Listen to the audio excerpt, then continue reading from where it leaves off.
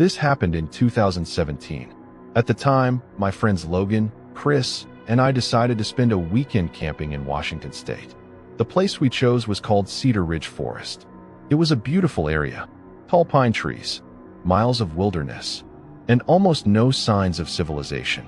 But there was one thing people always said about that forest. According to locals, some hikers never came back. Officially, they were considered missing. Unofficially, people believed something else was living in those woods. Of course, we didn't take any of those stories seriously. Most campfire legends are just that, legends. At around 10 p.m., we set up camp and started a fire. The weather was cold. The wind moved quietly through the trees, and the forest seemed peaceful. Around 11:30 p.m., Chris suddenly pointed into the darkness. "Do you guys see that?" I looked up. Far beyond the trees, I could see another campfire, then another, and another. 3 separate fires. At first, we assumed they belonged to other campers. But Logan frowned. "Wait, why aren't the flames moving?" He was right. The fires looked wrong. They didn't flicker. They didn't sway in the wind. They just sat there, completely still, like someone had painted them into the darkness. A few minutes after midnight, all 3 fires disappeared. At the exact same time, the forest became silent again. We laughed it off.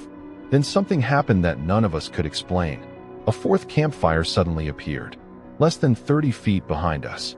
1 second, there was nothing there. The next second, a fire was burning, bright and clear, and sitting around it were 4 people, all dressed in black, all perfectly still. None of their faces were visible.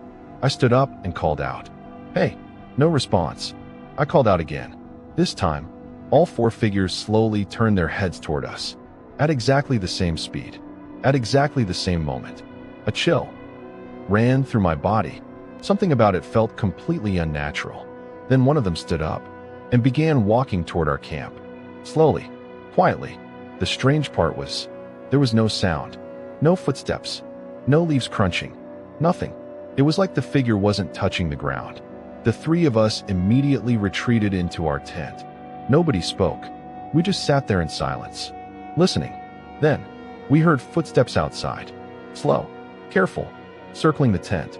The sound moved around us again and again. Then it stopped.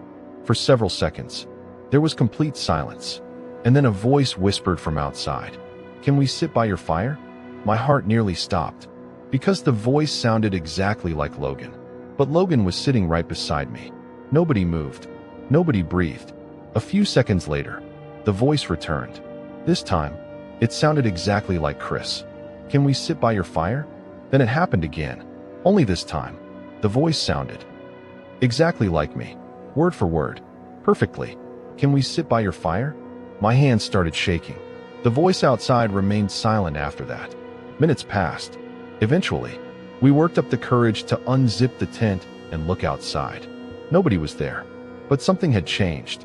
Around our campfire, there were now 7 places where people had been sitting. 7, not 3. 7.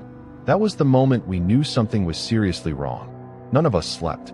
We stayed awake and watched the darkness until nearly 3 in the morning. That's when the laughter started.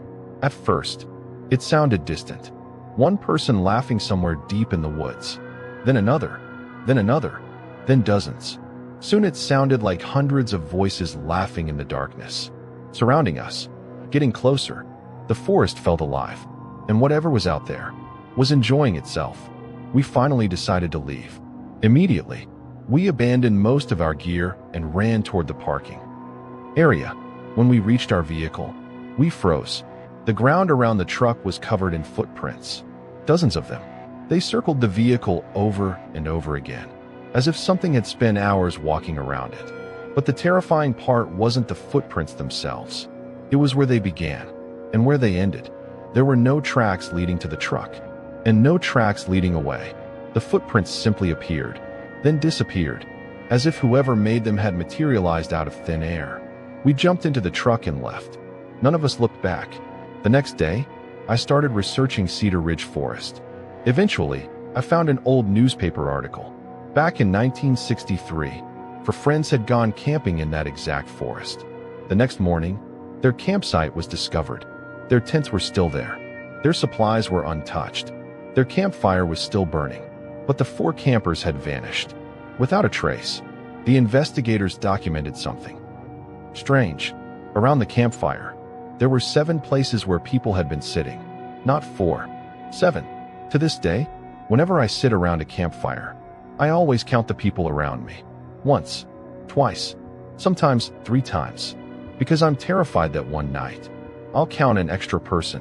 Someone who shouldn't be there. Someone smiling quietly in the darkness, waiting for me to notice.